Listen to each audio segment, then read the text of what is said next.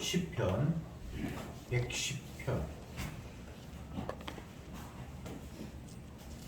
시편 110편 1절부터 마지막 절까지 도독하겠습니다. 여호와께서 내 주에게 말씀하시기를 내가 네 원수로 네 발등상 되게 하기까지 너는 내 우편에 앉으라 하셨도다. 여호와께서 어쩌면서부터 주의 능력을 주의 권능의 날에 주의 백성이 거룩한 옷을 입고 절거히 헌신하니 새벽 이슬 같은 주의 청년들이 죽게 나오는도다. 여호와는 면사로 변치하지 아니하시리라. 이르시기를 너는 우리에게 새벽에 망차를 줬다. 영원한 제사장을 하셨다. 주의 우편에 계신 주께서 그 노하시는 날에 열왕을 쳐서 파하실 것이라. 열왕을 만나하여 전시 자국하게 하시고 열왕의 머리를 쳐서 파하시며 길가에 시냇물을 마시고 인하여 그 머리를 드시리로다. 아멘. 시편 110편은 다윗의 시라고 표제에 나와 있습니다. 내용을 보면 메시아를 예언하는, 장차 하나님의 아들이 이 땅에 오실 것을 예언하는 내용으로 기록되어 있습니다. 다윗은 구약의 사람이고 예수님은 한참 후에 이 땅에 오셨는데 그 다윗이 태어나기도 전, 아직 자기가 보지도 않았고 몇 천년 후에 오실 예수님을 마치 본 것처럼 그렇게 나의 주다, 내 주다라고 그렇게 표현을 하고 있습니다. 1절 다시 볼게요. 여호와께서 내 주에게 말씀하시기를. 그래서 여호와는 하나님이고 내 주는 예수님입니다. 아버지 하나님이 아들 예수님에게 말씀하시기를 내가 네 원수로 네 발등상 되게 하기까지 너는 내 우편에 앉으라 하셨도다. 참 독특하죠? 예수님 오시지도 않았는데 아버지 하나님이 그 아들 예수님에게 말씀하시기를 네 원수가 네 발판이 되게 하기까지 너는 내 우측에 있으라고 하셨다. 이렇게 다윗이 일방적으로 선언을 합니다. 예수님도 이 다윗의 이야기를 인용을 하시지요. 예수님 당시 유대인들이 예수님을 향해서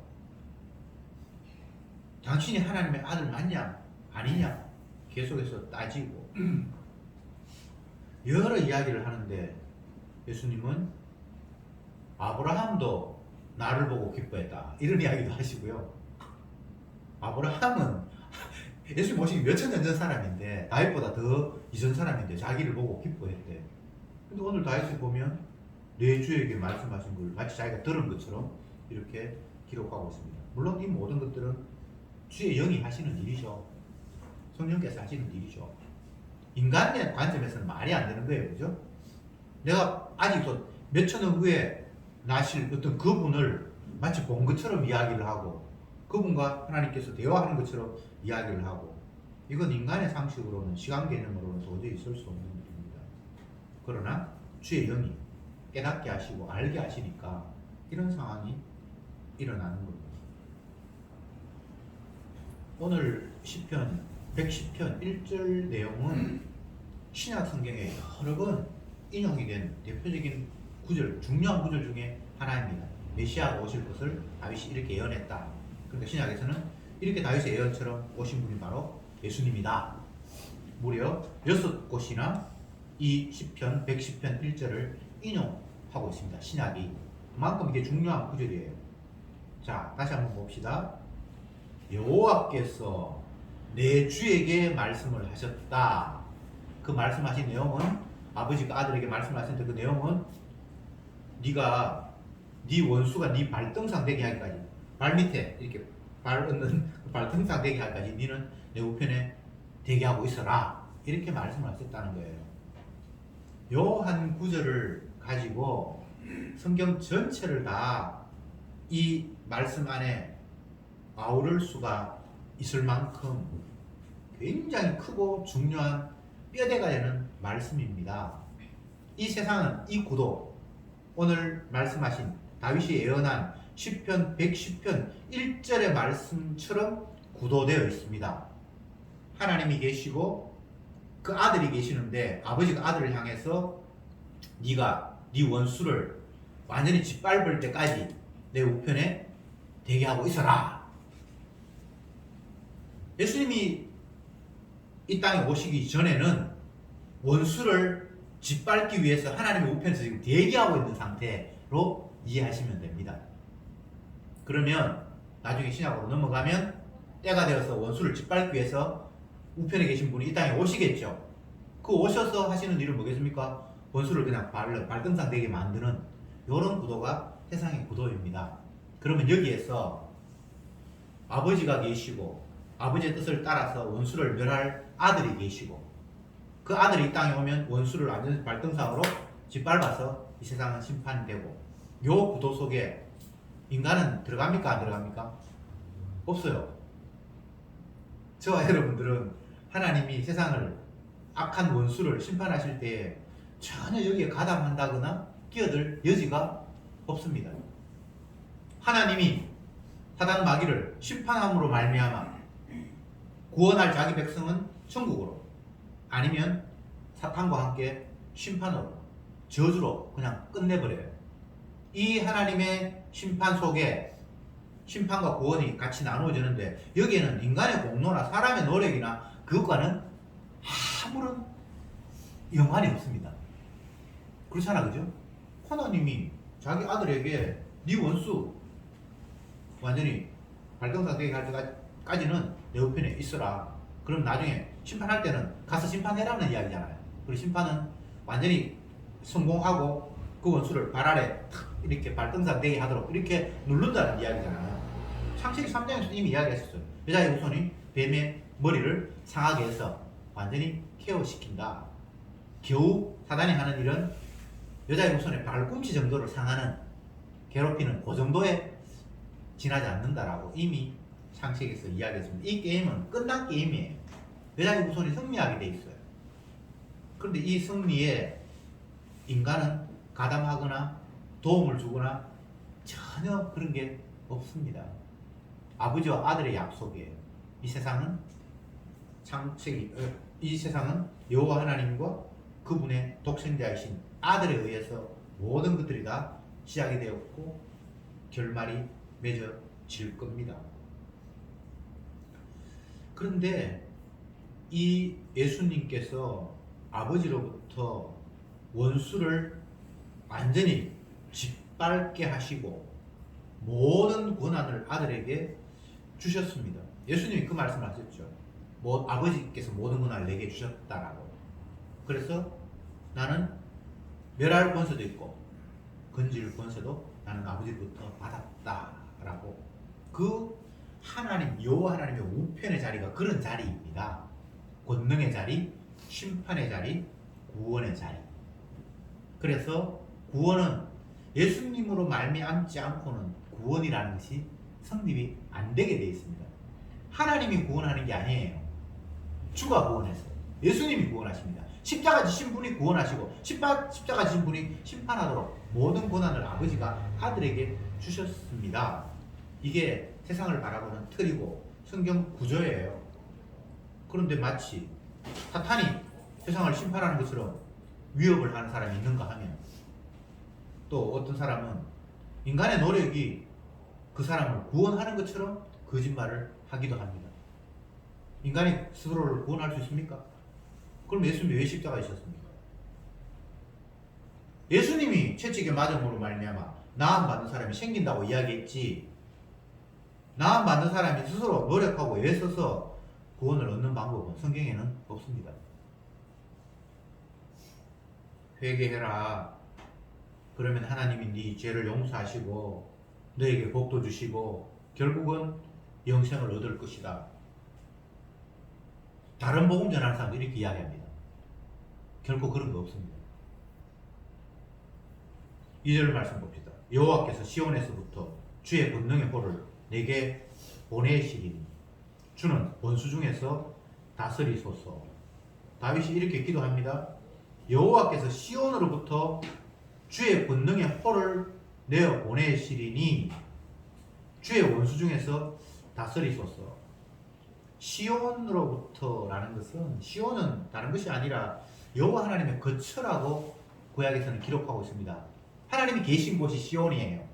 그곳에서 주님께서 자기 아들 다윗의 주에게 홀을 이렇게 내어준다. 권능의 홀. 홀은 최고 지도자가 권위를 상징하기 위해서 뭐 지팡이나 이런 막대기 같은, 군대 가면 그런 게 있는데 사단장 취임식 같은 거 보면 이게 뭐 봉을, 지휘봉을 이렇게 주는데 그게 홀이에요. 옛날부터 그런 게 있었어요. 최고 지휘자의 어떤 그 지휘권, 통솔권을 상징하는 것이 홀입니다. 예. 하나님 아버지께서 자기가 계시는 거처 시온에서 자기 아들에게 권능의 홀을, 모든 것을 다스릴 수 있는 권한 같은 그런 어떤 징표를 아들에게 주신다라고 이야기를 하고 있습니다. 제가 앞부분, 앞 구절에 설명하면서 예수님께서 아버지로부터 모든 권한을 다 받았다라고 얘기했는데, 이게 권능의 홀을 아들에게 주시는 거예요. 이렇게 받으니까 하지, 받은 것도 없는데 자기 마음대로 심판하고 구원하고 할 수는 없잖아요. 예수님은 스스로 말씀하시기를 내가 이 땅에 온 것은 내 뜻을 이루려 함이 아니라 아버지의 뜻을 이루기 위해서 왔다라고 말씀을 하셨고, 아버지께서 내게 맡긴 생명은 내가 하나도 잃어버리지 않고 다 건진다라고 말씀을 하셨고, 또 오늘 본문에서도 시온으로부터 아버지가 권능의 홀을 아들에게 주셨다고 말씀하셨고, 너무나 이건 선명한 구도입니다. 왜 예수님 그 이름으로 말미암는 구원 외에 다른 이름이 없는가? 사도행전에서 주 예수를 믿으라 그리하면 너와 내 집이 구원을 얻으리라. 예수의 이름 외에는 다른 이름으로 구원을 얻을 사람을 준 적이 없다. 오로지 예수님께서 내가 곧 아버지께 갈 수 있는 통로고 길이고 진리다. 이런 것들이 다 이런 구절에서 근거하고 있는 거예요. 왜 예수님 말고는 다른 이름으로는 구원이 안 됩니까? 하나님께서 그렇게 아들에게만 모든 권한을 주셨기 때문입니다. 그런데 사람들은 자기 노력으로 구원을 얻을 수 있는 것처럼 마귀의 유혹을 받아서 발광을 해요. 열심을 내요. 이게 거짓 복음입니다. 내 노력과 내 구원은 아무 관계가 없습니다. 성경에서 무엇과 관계가 있는가? 예수님의 희생과 내 구원이 관계가 있지 내 노력과는 아무런 관계가 없습니다. 세상을 구원하고 심판하는 것은 하나님으로부터 모든 권한을 위임받은 아들 예수님의 십자가를 통해서 다 결판이 납니다. 그 피로 씻음받은 자가 있고 그 피와 상관이 없는 자가 있을 뿐입니다. 거짓 복음을 전하는 사람들은 계속해서 인간의 가능성을 자꾸만 가지고 유혹을 합니다. 네가 하면 돼. 남들이 너에게 해주는 거 아니야. 네 팔 네 흔들어야지. 서기관 바리새인들이 열심히 내는 이유가 무엇이었을까요? 마귀의 유혹 때문입니다. 네가 하면 된다라는 거예요. 네가 말씀을 이룰 수도 있고 네가 말씀을 거절할 수도 있고 오른쪽으로 가든지 왼쪽으로 가든지 네가 선택하는 것에 따라서 행복도 불행도 너에게 주어질 거야 라고 계속해서 마귀는 인간에게 가능성이 있음을 유도를 합니다. 네가 선악과를 따먹으면 하나님처럼 눈이 밝았어. 너도 지혜롭게 돼. 굳이 하나님의 명령에 네가 복종해야 될 이유가 없어. 네가 스스로 신이 될 수 있어. 가능성을 처음부터 마귀는 인간에게 유혹의 거리로 던졌습니다. 지금도 마찬가지입니다. 하나님의 말씀 우리에게 너는 죽었다 깨어나도 안 된다. 사람으로서 할 수 없다. 너는 태생부터 엄마가 죄 중에서 네 잉태했기 때문에 너 자체가 아예 죄 덩어리야. 안 된다는 이야기를 성경은 계속해서 하고 있는데 마귀는 자꾸 할 수 있대요. 복음도 깨달을 수 있고 복도 받을 수 있고 천국도 갈 수 있고 이것도 구원할 수 있고 구제도 되고 기도도 되고 다 할 수 있대요. 분명히 기억하십시오. 인간에게 가능성을 이야기하는 것은 막입니다. 여러분 가능성 없어요. 아이고 뭐 내가 나이가 아직 뭐 죽으려면 한참 멀었는데 뭔가를 해야지. 하세요. 근데 가능성을 가지고 하는 게 아닙니다. 주님이 나를 인도하시니까 내가 죽기 전에는 부지런히 뭔가를 하도록 주님께서 나를 끌고 가시는 거예요. 성경적으로 이야기하면 내가 원치 않는 것을 끌고 갑니다. 안 할 수가 없어요. 그런데 그 내가 움직임이 뭔가 가능성을 가지고 움직이는 게 아니에요. 아, 나는 죽었다 깨나도 안 되는구나를 확인하는 차원에서 주님이 나를 끌고 가시는 겁니다. 노골적으로 이야기하면 모세를 세웠어요. 모세에게 하나님 주신 책무가 뭡니까? 자기 백성을 애굽 땅에서 끄집어내서 하나님 지시하신 가나안 땅으로 집어넣는 거 아닙니까? 그런데 모세가 그 일을 40년 동안 하다가 나중에 죽었는데 그가 가나안 땅으로 백성을 넣었습니까? 못 넣었습니까? 여러분 성경 아는 대로 한번 대답해 보세요. 넣었습니까? 못 넣었습니까? 못 넣었어요. 모세가 40년 동안 백성들과 광야길을 통과하는데 모세가 백성들을 먹였습니까? 자기가 무슨 제주로 지도 지 먹을 거 못 만드는데. 어떤 분들이 이런 이야기를 해요. 목사님, 곡식들을 보면 참으로 하나님의 신비한 것을 발견할 수 있습니다. 요즘 이제 추수 때가 됐잖아요. 몇 추수 지나가다 보니까 이미 된 데도 있고 아직은 뭐 한 90% 이상은 아직은 안 됐는데 뭐 잎사귀 있고 조그마한 거 알이 굉장히 많이 붙어 있잖아요. 그거 하나를 땅에 떨어져서 뭐가 자라고 그 뭐를 심으면 이렇게 많이 열매가 맺는 거 보면 하나님의 은혜가 정말 대단합니다. 떨어질 때 하나씩가 떨어지는데 나중에는 하나만 자라는 게 아니고 이게 막 100배도 넘죠, 그죠? 그만큼 하나님께서 풍성하게 주시잖아요. 그런데 인간들은 날마다 뭔가 모자란다고 생각을 하죠. 인간의 과학이 발전을 해서 어쩌면 창조주가 하는 역할을 할 수 있을 것처럼 이야기합니다. 생명체를 만들 것처럼 이야기를 합니다. 개코 같은 소리 하고 있죠. 생명체 만들지 말고 쌀을 한번 만들어 보지. 먹을 거 한번 만들어 보죠. 못 만듭니다. 인간은 하나님께서 주신 것을 가지고 변형을 하고 바꾸고 섞어서 뭔가를 하지 자기가 온전히 창조할 수 있는 게 없어요. 여러분 뭐 사람들이 창조했다는 이야기 들어봤습니까? 물 한 방울 사람이 만들 수 있을 것 같아요? 안 돼요. 아무것도 인간은 새로운 것을 만들 수 있는 능력이 없어요. 그런데 자꾸만 뭔가 할 수 있는 것처럼 마귀는 유혹을 한다 이 말입니다. 여러분 만약 집에 뭔가 나를 용기를 줄 수 있는 것들을 이렇게 액자로 해서 하나 써붙인다고 한다면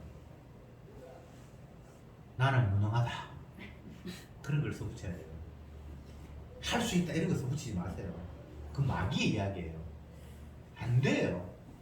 사람으로서는 할 수 없다라는 사실을 보여주기 위해서 우리를 끌고 다니시는 인생이에요. 제가 모세 이야기했잖아요. 여러분들은 모세가 이스라엘 백성들 가나안 땅에 넣었을 것이라고 생각하잖아요. 근데 성경에는 그게 아니에요. 모세 지도 못 들어가고 모세가 죽을 때는 백성이 한 명도 가나안 땅에 안 들어가고 끝이 나거든요. 그게 우연이라고 여러분 생각하지 마세요. 사람은 하나님의 일을 할 수가 없다는 겁니다. 하나님이 능력을 주셨어요. 그래서 능력을 받아서 나는 죽었다 깨라도 나도 하나님의 약속의 땅에 못 들어가고 이스라엘 백성들도 들어가도록 내가 못하는구나라는 걸 확인하는 거로 그 인생이 끝이 나야 돼요. 그래서 나는 못하고 당신만이 하시잖아요. 어린 양의 희생의 피가 이 백성을 가나안 땅으로 인도하지 인간인 나, 죄인인 나는 결코 하나님의 뜻을 단 한 톨도 못 이루는군요라고 확인하는 것. 그게 은혜예요. 모세뿐만 아닙니다. 모든 사람이 다 같은 것입니다. 다윗이 뭐 이스라엘 왕인데 개뿔 아무것도 아니에요. 완전 죄인 중에 괴수예요. 모친이 제주도에서 잉태해서 내한테 나오면 죄밖에 없네요. 그게 다윗의 고백이고 실제로 그랬어요. 다윗은 아무것도 못했어요. 우리는 한 걸 자꾸 기억하잖아요. 그 한 건 자기가 한 게 아니에요. 다윗이 골리앗을 이긴다고 생각하잖아요. 그 다윗한테 물어보세요. 자기가 골리앗을 이겼는지. 만군의 여호와의 이름이 그를 쓰러뜨린 거예요. 이게 눈에 보여야 돼요. 표면적으로는 베드로가 안전뱅이에게 뭔가 말을 해서 일어나 걸어라 그렇게 말함으로 말하면 그 사람이 걷게 되니까 베드로가 그 사람을 걷게 한 것처럼 그렇게 표면적으로 보이잖아요. 근데 정작 베드로는 내가 무슨 능력으로 안전뱅이를 일으켜? 내가 내 몸도 하나 감당 못하는데 주의 이름이 이를 일으켰어. 그게 보여야 된다고요. 엘리야가 하나님의 뜻을 따라서 이스라엘 백성들을 말씀으로 권면하고 있는데 이스라엘 백성들은 전혀 듣지 않죠. 엘리야의 종 게하시입니까? 아침에 자고 일어났는데 막 엘리야를 깨우면서 선생님 선지자님 큰일 났습니다. 이방 군대가 완전히 이 예루살렘 성을 포위해서 뺑 둘러쌌습니다. 이제 꼼짝없이 우리가 죽었습니다. 그럴 때 엘리야가 일어나서 하는 이야기가 네 눈에는 적들만 보이냐? 주여 이 어리석은 종의 눈을 밝히 뜨게 하옵소서. 그렇게 기도하니까 그 게하시가 눈을 뜨 보니까 적군이 뺑 둘러싸 있는 건 맞는데 그 너머에 여호와의 군대가 또 뺑 둘러싼 게 자기 눈에 보인 거예요. 이거 참 얼마나 놀라운 은혜인지 몰라요. 적들은 은혜 아니어도 다 볼 수 있어요. 우리의 눈으로 적은 다 보여요. 그런데 여호와의 군대가 둘러싸 있는 건 이거는 은혜가 아니면 요거는 안 보이는 거예요. 요게 지금 돼야 됩니다.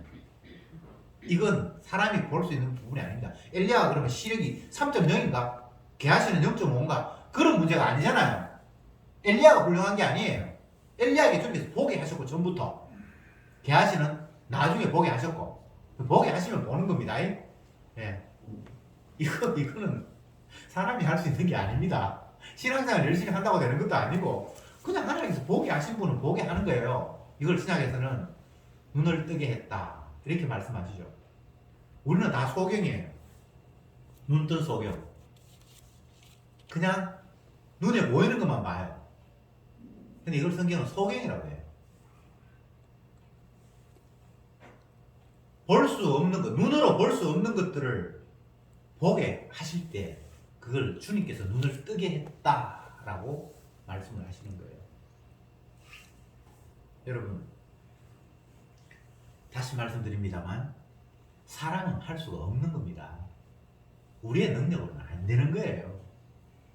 우리가 예수님을 믿는다, 영생을 믿는다, 하나님의 말씀을 믿는다, 이건 원래 안 되는 거예요. 주님께서 되게 하시고 눈을 열어주실 때만 가능한 거예요. 그런 차원에서 우리는 할 수 없다, 불가능하다 라고 계속해서 말씀을 드리는 거예요. 어휴, 그럼 내가 못하면 어떡하냐. 사람은 할 수 없는데 주님이 하셨잖아요. 주님이 자기의 능력으로만 모든 것이 된다는 걸 보여주기 위해서 우리를 안 되고 못하는 무능자로 만들었어요. 아시겠습니까? 이게 성경의 이야기입니다. 우리의 지어낸 아이디어가 아니고 주님 오로지 자기 혼자만 자기가 대속의 피를 흘려서 자기 백성의 죄를 위해서 죽어야만 모든 일이 되도록 하기 위해서 인간은 안 되는 존재로 끌고 가시는 거예요. 그러니까 안 된다는 말이 주께서 하셨다라는 말에 또 다른 표현이에요. 은혜 안에서 보면. 그러니까 감사해야죠. 안 되는 걸 감사해야죠. 내가 해버리면 주님 필요 없어져 버립니다. 주님 십자가에 죽어야 되는 이유마저 무색하게 만들어버린 겁니다. 그게 저주잖아요. 그러니까 바리새인들이 지가 순종해서 말씀을 지킬 수 있다고 하니까 예수님이 대신 십자가에서 피 흘리는 그 일이 무색해 되어버렸잖아요. 그게 저주잖아요. 주님과 관계가 끊어진 게 저주잖아요. 근데 어떻게 됐든 내가 죄인이 돼야 죄형 사실을 주님과 연결이 되니까, 내가 죄인 되는 게 십자가 피 흘린 주님과 연결이 되니까 그게 복이잖아요. 그게 생명이잖아요. 그런 관계성이 생명이잖아요. 우리는 자꾸 생명을 내 스스로 뭔가 햇빛도 받아들이고 물도 빨아들여서 열매를 맺는 자생적인 어떤 뭡니까 이게 생체 리듬이 돌아가는 걸 우리는 생명이라고 하잖아요. 근데 성경은 그렇게 돼 있지 않고 돌감람나무인 내가 살아봐야 돌감람나무 맺겠죠, 그죠? 죄인인 내가 내 생체 리듬을 돌려서 살려봐야 죄의 열매밖에 못 맺겠죠, 그죠? 그건 살았다고 이야기하지 않는 거예요. 죄밖에 못 맺는 이 돌감람나무가 참 감람나무인 그분 앞에 전부치를 말할 때 이걸 생명이라고 이야기한다 이 말입니다. 죄인이 백날 살아봐야 죄밖에 안 나오니까 그걸 성경은 살아있다고 이야기하지 않아요. 주님께서 살아있다고 말할 때는 네 원래 그것으로는 안 돼. 그러니까 제대로 된 참 감람나무에 네가 연결이 돼서 진액이 통하면 이건 내가 살았다고 인정해 줄게. 이게 성경에 이야기하는 살았다라는 개념이잖아요. 제발 주님께서 말씀하시는 그 틀 외에 다른 것으로 뭔가를 자꾸 이해하려고 생각하지 마세요.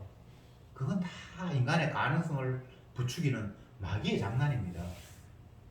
아니 뭐 내가 말하고 움직이면 살아있지. 그건 성경적인 개념에 살아있다는 게 아니에요. 살아있다고 하면 주님의 열매가 맺혀야 살아있는 건데, 돌감람나무인 내가 열심히 활동해서 죄의 열매밖에 돌감람나무밖에 못 맺는데 그걸 주님은 살아있다고 인정하지 않는다니까요. 의의 열매가 맺혀야지 그게 살아있는데, 의의 열매를 맺힐 수 있는 방법은 예수님께 접붙는 방법 말고는 없어요. 그래서 그렇게 될 때 그걸 살아있다고 하는 거예요. 그러면 우리가 돌감람나무인 내가 참감람나무인 예수님을 발견해서 주님 앞에 내가 연결할 수 있는 능력이 있냐? 그것도 없어요. 주님이 우리를 자기에게 접붙여 주셔야만 되는 거예요. 이런 상황에서 우리는 아무것도 할 수 없어요. 성경은 계속해서 우리가 할 수 없다라는 이야기를 하는 거예요. 나는 돌감람나무다. 예수님만 참 감람나무다. 내가 살아있다고 해도 나는 돌감람나무이기 때문에 돌감람나무 열매밖에 못 맺는다. 그건 아무 의미가 없다. 예수님께 접붙어야만 된다. 그 이야기 실컷 듣고 그럼 어떻게 접붙이면 된대요? 우리로서는 접붙이는 방법이 없다. 성경은 이렇게 지금 이야기를 하고 있는 거예요. 제가 자주 인용하는 성경 구절 가운데 하나죠. 이스라엘 백성들에게, 모세에게 출애굽할 때 하나님께서 광야에서 거듭 말씀하신 것 중에 하나가, 너희는 가만히 서서 여호와께서 일하심을 보라. 너희는 가만히 서서 하나님이 너희들을 어떻게 애굽에서 끄집어내서 가나안 땅까지 넣는지 한번 보라는 거예요. 이게 얼마나 귀한 말씀입니까? 주님이 어떻게 일하시는지를 봐야 되는데 지가 지 열심을 자꾸 관심을 기울이게 된 거예요. 나 이번 주에는 기도도 좀 했고 성경도 좀 읽었고 말씀도 좀 들었다. 계속해서 자기가 한 일에 관심을 기울이는 거예요. 내가 기도 좀 하고 성경도 좀 읽고 그걸로는 참 감람나무에 접붙일 수 있는 게 아닙니다. 다시 말씀드리지만 주님이 우리를 원치 않는 곳으로 띠띠고 데려가는 것, 이스라엘 백성들이 출애굽하기를 원치 않았습니다. 그렇죠? 그들이 요구하는 바는 우리를 괴롭히는 저 악한 정권이 무너지고 옛날 우리 조상 요셉에게 후대하고 잘 대해줬던 그런 정권이 다시 들어서서 우리가 애국 땅에서 종으로 불임받거나 하지 않고 대우받고 잘 사는 걸 그들이 꿈꾸지. 그 잘 사는 부강한 나라 애국을 떠나서 어디를 간단 말입니까? 그런 사람 없었어요. 애국 떠나서 어디로 가겠다라는 생각을 아무도 안 했어요. 왜? 거기서 잘 살면 괜찮은 나라예요. 애국이 그 당시에 제일 잘 살았어요. 그런데 하나님은 자기 백성을 그들이 원치 아니하는 곳으로 띠띠고 데려가거든요. 그래서 최종 목적지는 가나안인데 애굽을 떠나서 가나안 땅까지 가는데 직선으로 가면 보름길이에요. 성경에 나와있죠, 그죠? 15일 가면 돼요. 근데 그들이 광야에서 얼마를 뺑뺑이 돌았습니까? 40년. 이게 원치 않은 곳에 띠띠고 데려가는 거예요. 그 과정이 주님의 구원인데 너희는 가만히 서서 내가 어떻게 너희를 끄집어내서 가나안 땅까지 가는 거 봐. 너희 힘으로는 절대 안 되는 거야. 오로지 나의 능력만이 그 일을 이루어 라고 그들에게 확인시키는 과정이에요. 그게는 모세도 탈락, 여호수아도 탈락, 갈렙도 탈락, 다 탈락이에요. 오직 여호와 하나님의 그 열심, 주님의 그 약속이, 말씀이 그들을 이끌어가는 거예요. 이게 성경 이야기란 말이에요. 뭐를 자꾸 하려고 애를 씁니까? 나는 안 된다라고 날마다 고백하셔야죠. 그리고 나는 안 되는데, 나는 엉뚱한 길로 가는데, 주님의 약속이 돼가네? 주님이 일하시면 그게 더 보여야 되는 거예요. 하나님께서 하고 계시는구나. 주님은 말만 던지는 그런 분이 아니라 주님이 지금도 일하고 계시네. 그게 성도에게는 고백이 되는 거예요.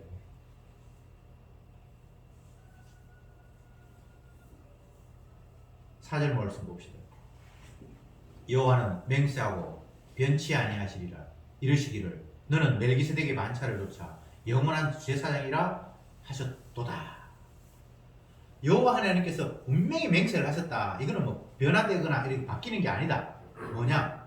그 아들 예수님에게, 주에게 너는 멜기세덱의 반차를 쫓아서 그 계회를 통해서 영원한 제사장이다 라고 선언을 하셨다는 거예요. 다윗 혼자만 들었어. 이 이야기를. 구약 때는 아무도 이스라엘 백들이 몰라요.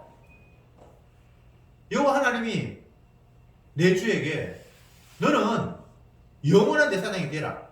멜기세덱의 그 계율 따라서 영원한 제사장이라고 그렇게 분명히 말씀하셨다는 거예요. 멜기세덱의 마녀를 쫓아. 멜기세덱은 창세기에서 아브라함이 이웃나라하고 전쟁하면서 승리하고 난 이후에 그가 그 어떤 왕에게 소득의 11조를 이 승리한 것이 이건 내 승리가 아니라 당신의 승리라고 들었을 때 그게 나타난 사람이 멜기세덱이거든요. 멜기세덱 그 원 히브리의 단어는 의의 왕 이런 뜻입니다. 이게 뭐 실존 인물인지 뭐 아니면 가상 인물인지 그건 몰라요. 어쨌든 주님께서 이것이 다윗 아브라함 너의 승리가 아니라 의의 왕, 평강의 왕이 승리하신 거야 라고 깨닫게 하기 위해서 어떤 존재가 나타났고 그걸 멜기세덱 의의 왕이라고 칭했고 그에게 전쟁에서 얻은 것들을 11조를 드렸다라고 되어 있습니다. 요 계통으로 하나님의 아들 예수님을 주님이 보낸다라고 다윗이 이야기를 하고 있는 거예요. 참, 이런 표현들이 얼마나 엄청난 표현인지. 앞부분에는 하나님이 아들을 보내서 원수를 완전히 짓밟게 하겠다. 그리고 시온으로부터 그에게 그 왕권을 호를 넘겨주겠다 라고 이야기하고 그 아들은 옛날 아브라함에게 나타났던 그 평강의 왕, 그 계통으로 이 땅에 보내겠다 라고 이야기를 하고 예수님이 평강의 왕이에요. 이 땅에 오셔서 천사가 그렇게 이야기를 하고 저쪽에 동방박사들이 그렇게 고백을 하잖아요. 하늘에서는 영광이고 땅에서는 기뻐하심을 입은 사람 중에 평화로다. 그게 의의 왕이라는 또 다른 표현이거든요. 그들이 어떻게 알았는지 몰라요. 그 성령께서 알게 하셨겠죠. 예수님은 자기 백성에게 평강의 왕이, 의를 이루시는 왕이에요. 화평케 하는 자는 복이 있나니 저희가 하나님의 아들의 그름을 받을 것이요. 이렇게 했잖아요. 그 화평케 하는 자가 의의 왕이에요. 아버지와 백성들이 죄 때문에 원수가 되어 있어서 이 막힌 담, 도저히 하나 될 수 없는 그런 관계성 속에서 예수님께서 이 땅에 오심으로 말미암아 그리고 그가 아버지 뜻에 따라서 십자가 지심으로 말미암아 평화를 이루었어요. 그래서 그를 의의 왕이다, 멜기세덱이다 이렇게 칭할 수밖에 없는 거죠. 평강의 왕. 이게 그냥 우리는 단순하게 뭐 그래 전쟁 이제 그만하고 평강을 주시면 좋겠지 이렇게 쉽게 생각을 하는데 그분은 전쟁을 본인이 치루어서 승리하셔서 그 이룬 평강을 자기 백성에게 주신 분이에요. 그냥 쉽게 힘이 있으니까 이제 전쟁 그만 다 평안해 이렇게 평강을 주신 분이 아니에요. 본인이 전투에 나가서 전쟁에서 승리하셨어. 그 승리하는 모습이 백성들에게 잡혀 죽음으로 말미암아 죽는데 승리하는 이건 참 웃기는 이야기인데 이건 하나님의 비밀이고 그죠? 그렇게 하셔서 진정 자기 백성에게 평강을 주시는 분. 그러니까 다윗은 이런 주님을 만났기 때문에 고백할 수 있는 거예요. 하나님이 기뻐하시는 것은 내가 천천의 수양이나 만만의 기름을 들여서 제사 드리는 걸 기뻐하는 게 아니라 상한 심령이 되는 걸 기뻐한다. 쉽게 이야기하면 너는 죽었다 깨어나도 죄인이야 라고 하면서 죄 용서하시는 주님을 바라보는 걸 하나님이 진짜 기뻐한다는 거예요. 내 행동을 기뻐하는 것이 아니라 내가 뭐 왕이니까 엄청난 재물을 하나님 앞에 멋있게 드릴 수 있잖아요. 근데 그거 하나님이 기뻐하는 게 아니라는 거예요. 네가 저주받을 죄인이라는 사실을 상한 심령이 되고 그래서 나를 대신해서 하나님의 아들이 멜기세덱으로 이 땅에 오셔서 그분이 희생하셔야만 그것을 하나님께서 기뻐하신다는 고백을 다윗은 할 수 있었던 겁니다. 엄청난 일이죠. 구약에서 이런 일이 이미 일어났으니까. 5절에 주의 우편에 계신 주께서 그 노하시는 날에 열왕을 쳐서 파하실 것이라. 하나님의 우편에 계시는 분이 이제 심판할 때가 되어서 이 땅에 오시면 세상은 완전히 다 이제 끝난다는 거예요. 마귀가 움직이는 이 세상은 작살난다는 거예요. 그래서 마지막으로 열방 중에 판단하여 시체로 가득하게 하시고 여러 나라의 머리를 쳐서 파하시며 똑같은 개념입니다. 5절부터 6절까지는. 그리고 7절에 최후 승리하시는 모습 길가에 시냇물을 마시고 인하여 그 머리를 드시리로다. 이제 막 전쟁을 해서 피곤하게 모든 적들을 물리치고 그 피곤에 지친 그분이 길가에서 시냇물을 마시면서 이제 머리를 든다. 머리를 숙인다는 거하고 반대로 이제 머리를 든다. 최후 승리의 모습을 이런 식으로 표현을 하고 있습니다. 이분은 멜기세덱 영원한 제사장입니다. 구약의 제사장은 제사 지내고 자기가 죽어버리면 또 다른 사람을 제사장으로 세워서 또 제사를 지내야 되고 항상 순간적이고 찰나적이고 임시적이고 그걸로 끝나는 겁니다. 구약의 제사는. 그런데 예수님을 멜기세덱 그러면서 영원한 제사장이라고 얘기했잖아요. 예수님은 그 한 번의 십자가 지심으로 말미암아 영원히 자기 백성의 죄를 사할 수 있는 완벽한 제사를 하나님께 드렸다. 결국은 십자가를 통해서 그 일을 이루셨다는 겁니다. 우리는 어떤 경우에도 주님의 그 완전한 제사, 자기 몸을 들여서 자기 백성의 죄를 대신하시는 이 제사, 이것 외에는 하나님이 받으시는 제사가 없다는 사실을 오늘도 말씀 통해서 다시 한번 확인하면서 나는 가능성이 없어. 그런데 하나님의 아들이 아버지의 뜻을 따라 자기의 몸을 드림으로 말미암아 하나님이 기뻐하시는 온전한 제사를 드렸어. 이 말씀이 다시 한번 저들의 가슴에 용수눈치를 솟아나기를 바랍니다. 기도합시다. 주님 감사합니다. 창조주가 계셨다면 그 창조주가 모든 것들을 심판하시고 또 구원할 자를 구원하실 것처럼 생각이 되어졌는데 그분의 아들이 아버지의 모든 고난을 위임받아 십자가 지심으로 말미암아 진정 구원과 심판의 고난을 받으셨고 그분의 십자가의 피로 용서받은 자만이 영생을 얻는 이 놀라운 비밀을 오늘도 말씀을 통해서 저들에게 알려주시니 감사합니다. 우리는 창조자 하나님을 믿는 것이 아니라 이 땅에 오셔서 당신의 백성의 죄를 위해서 십자가에 피 흘리신 그 하나님을 날마다 바라보게 될 때에, 그 하나님을 찬양할 때에 그 아버지 하나님도 영광을 받으신다는 사실, 오늘도 말씀을 통해서 다시 한번 확인했사오니 제발 헛된 가능성으로 이 땅을 사는 것이 아니라 오로지 주님의 피만이 유일한 복음임을 날마다 자랑하며 살게 하옵소서. 예수님의 이름으로 기도드리옵나이다. 아멘.